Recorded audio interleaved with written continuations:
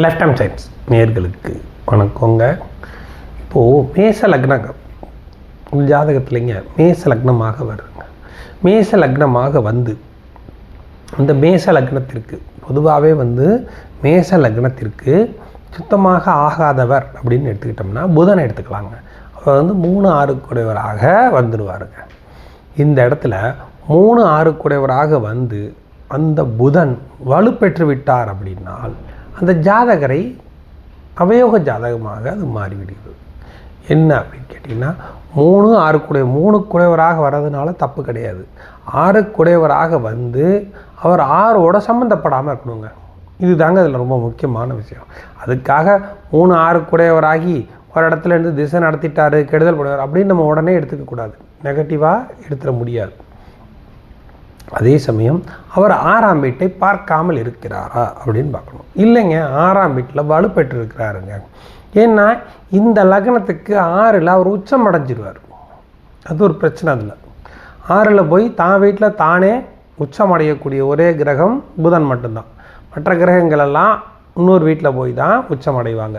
இந்த புதன் மட்டும் அவர் வீட்டிலேயே 6ஆம் வீட்டிலேயே, அதுவும் மேச லக்னத்திற்கு 3-6 ஆகி 6லேயே உச்சம் பெறும்பொழுது அந்த கெட்ட ஸ்தானங்களுக்கு அதிபதியாக வந்து அவர் உச்சம் பெறும் பொழுது இந்த உச்சம் பெற்ற புதன் லக்னாதிபதியை எந்த வகையிலும் பார்த்து விடக்கூடாது. ஏனென்றால் லக்னாதிபதிகிட்டையும் ஒரு சிக்கல் இருக்குது. என்னென்னா அவர் 1-8 கூடையவராக வேற வந்துடுவார். செவ்வாய் 1-8 கூடையவராக வந்துடுவார்.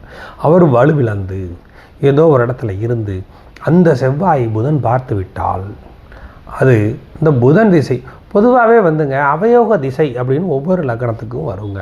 அப்படி வரும் பொழுது ஒவ்வொரு லக்னத்திற்கும் ஒவ்வொரு கிரகம் வரும்.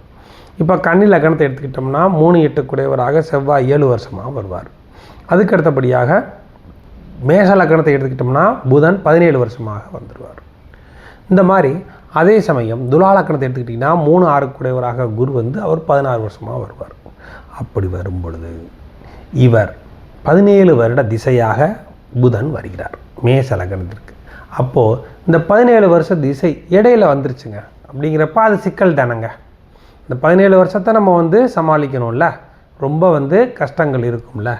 ஆனால் அவர் 6ஆம் வீட்டை பார்க்காமல் இருந்தால் அது அந்த அளவுக்கு கெடுதல்கள் இருக்காது. ஆனால் 6ஆம் வீட்டிலேயே உச்சம் அடைந்திருக்கிறாருங்க. அவர் ஏதோ ஒரு வகையில் செவ்வாயை பார்க்குறாரு அப்படின்னா அந்த ஜாதகருக்கு யோக பலன்கள் இல்லாமல் பண்ணி விடுவார். வேற ஒன்றும் இல்லை, அவயோகத்தை கொடுத்து விடுவார் அப்படிங்கிறது தான்.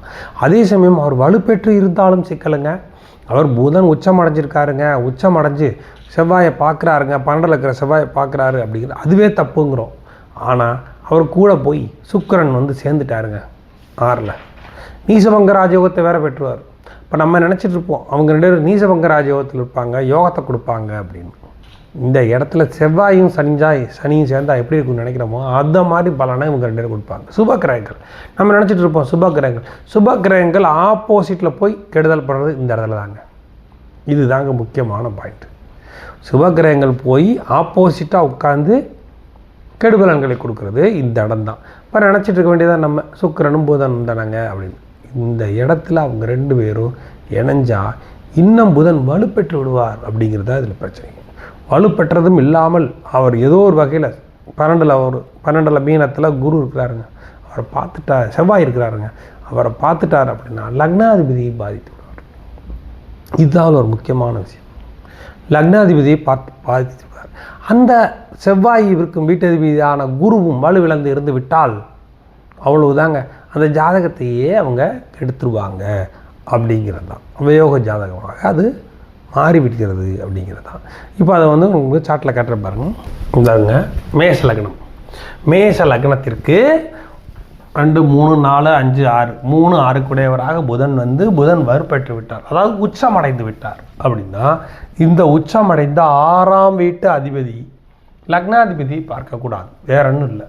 இந்த புதன் 12ல் இருக்கிற செவ்வாயை பார்த்துட்டாரு அப்படின்னா இந்த புதன் திசை வரும்பொழுது அவங்களுக்கு மிகப்பெரிய கெடுபலன்களை தான் அவர் கொடுப்பார். லக்னாதிபதியை அதாவது ஒரு தைரியம் இல்லாத ஆளாகவும் அவருக்கு எந்த செயல்களும் நடக்காத அளவுக்கு இந்த புதன் பண்ணிவிடுவார் அப்படிங்கிறது தான்.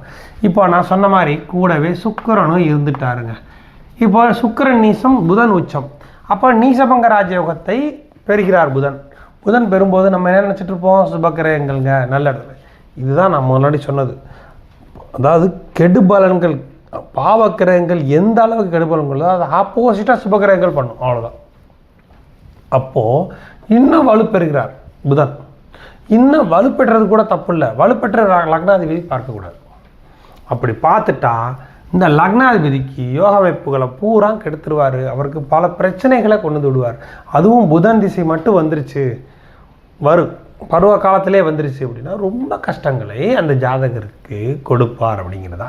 சரிங்க, இதுவே நான் வந்து தப்புன்னு தான் சொல்லியிருக்கிறேன். இதுக்கு அடுத்தபடியாக இங்கேருந்து குருவும் பார்த்துட்டாருங்க. யாருங்க? குரு வந்து சுக்கிரன் புதனை பார்த்துட்டாரு. செவ்வாய் இருக்கும் வீட்டதிபதி நீசம். அப்போது செவ்வாய் ஏற்கனவே வலுவில்லை, இவருக்கு பயந்து தான் அவர் இருக்கணும். அவர் இருக்க வீட்டதிபதியும் நீசம் அப்படின்னா என்ன ஆகும்? ஈஸியாக இதை அட்டாக் பண்ணிடுவார், வேற ஒன்றும் இல்லை. அதுக்கு தான் நான் இதை போட்டிருக்கேன். இப்போ இந்த குரு இல்லாமலே, சுக்கிரன் இல்லாமலே புதன் வந்து செவ்வாயை பாதிப்பாருன்னு நான் சொல்லிட்டுருக்கேன். அதுக்கு அடுத்தபடியாக சுக்கிரன் அவரோட இணைஞ்சிட்டார் அப்படின்னா ஒவ்வொன்றும் ஒரு பாயிண்ட்ஸ் நீங்கள் எடுத்துக்கோங்க, அப்புறம் நாங்கள் முடிவு பண்ணி பாருங்கள். முதல்ல நீங்கள் வந்து சுக்கிரன் புதனை விட்டுருங்க, குரு சுக்கிரனை விட்டுருங்க, புதனை மட்டும் பாருங்கள்.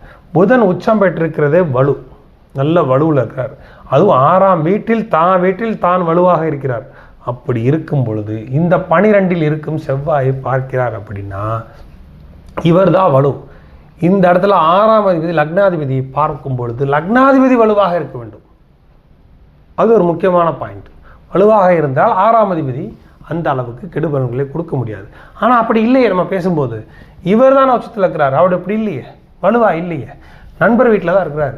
இந்த நண்பர் வீட்டில் இருக்கிறார் அவ்வளவுதான் சொல்ல முடியும். அவரை வந்து பெரிய லெவலில் இருக்கிறாருன்னு நம்ம சொல்ல முடியாதுல்ல. இந்த இடத்துல நண்பர் வீட்டில் இருக்கிறார், அவ்வளோதான்.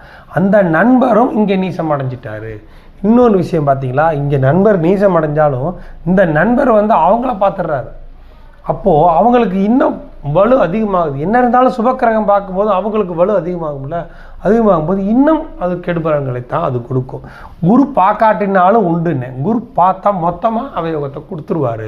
அதே சமயம் புதன் திசை வந்தால்தான் அதை பற்றி யோசிக்கணும்.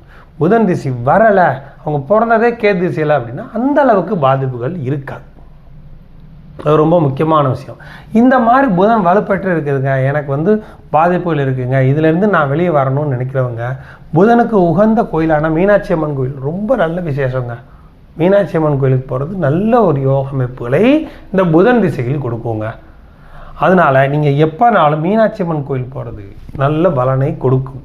புதனுக்கு நல்ல உகந்த இடம் அப்படின்னா மதுரை மீனாட்சி அம்மன் கோவில், அங்கே போயிட்டு வர்றது நல்ல பலனை கொடுக்கும் புதன் திசைக்கு. அதுக்கு அடுத்தபடியாக இந்த புதன் திசை இல்லாமல் கேது திசையில் பிறந்துட்டாங்க அப்படின்னா அந்த அளவுக்கு இருக்காதுங்க.